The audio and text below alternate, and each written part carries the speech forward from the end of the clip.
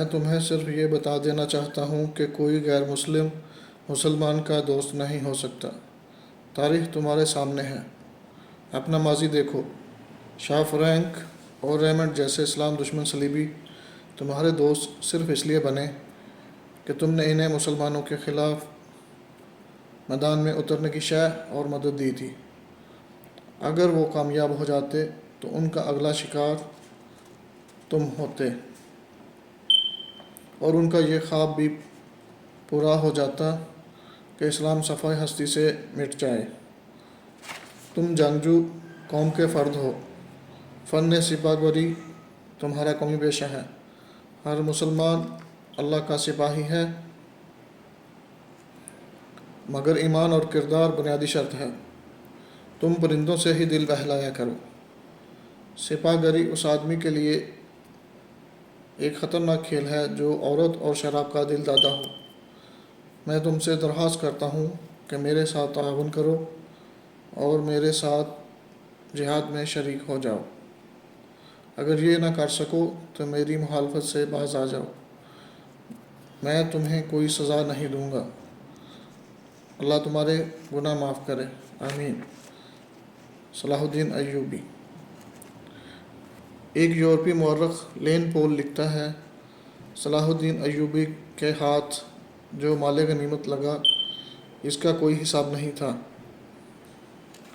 جنگی قیدی بھی بے انداز تھے۔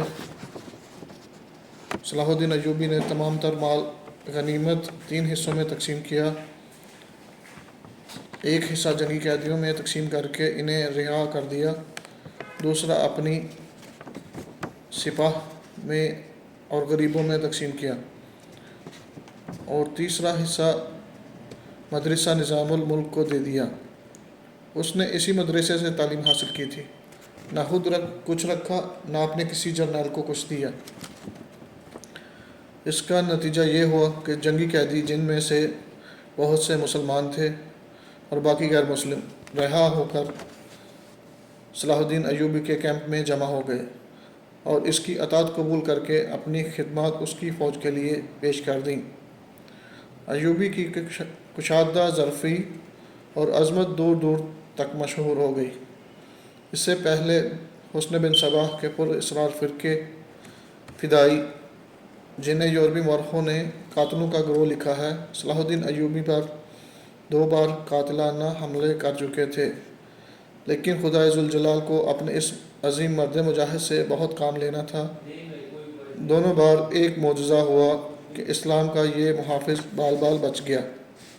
اس پر تیسرا قاتلانہ حملہ اس وقت ہوا جب اپنے مسلمان بھائیوں اور صلیبیوں کی سازش کی چٹان سے ریزہ کو جب وہ اپنے مسلمان بھائیوں اور صلیبیوں کی سازش کو چٹان کو شمشیر سے ریزہ ریزہ کر چکا تھا۔ امیر سیف الدین میدان سے بھاگ گیا، مگر وہ صلاح الدین ایوبی کے خلاف حسد اور کینے سے باز نہ آیا۔ اس نے حسن بن صباح کے قاتل فرقے کی مدد حاصل کر لی۔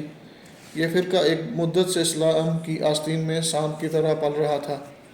اس کا تفصیلی تعارف بہت ہی طویل ہے۔ مختصر یہ کہ جس طرح زمین سورج سے الگ ہو کر گناہوں کا گہوارہ بن گئی ہے، اسی طرح حسن بن صباح نام کے ایک آدمی نے اسلام سے الگ ہو کر نبیوں اور پیغمبروں والی عظمت حاصل کرنے کا منصوبہ بنایا۔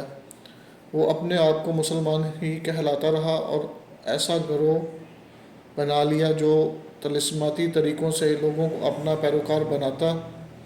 اس مقصد کے لیے اس گروہ نے نہایت حسین لڑکیاں، نشہ آور جڑی بوٹیاں، ہپناٹزم اور چرب زبانی جیسے طریقے اختیار کیے۔ بہشت بنائی جس میں پتھر بھی جا کر موم ہو جاتے تھے۔ اپنے مخالفین کو ختم کرنے کے لیے قاتلوں کا ایک گروہ تیار کیا۔ قتل کے طریقے خفیہ اور پراسرار ہوتے تھے۔ اس فرقے کے افراد اس قدر چالاک، ذہین اور نڈر تھے کہ بیس اور زبان بدل کر بڑے بڑے جرنیلوں کے باڈی گارڈ تک بن جاتے تھے، اور جب کوئی پراسرار طریقے سے قتل ہو جاتا تو قاتلوں کا سراغ ہی نہیں ملتا تھا۔ کچھ عرصے بعد یہ فرقہ قاتلوں کا گروہ کے نام سے مشہور ہو گیا۔ یہ لوگ سیاسی قتل کے ماہر تھے، زہر بھی استعمال کرتے تھے جو حسین لڑکیوں کے ہاتھوں شراب میں دیا جاتا تھا۔ بہت مدت تک یہ فرقہ اسی مقصد کے لیے استعمال ہوتا رہا۔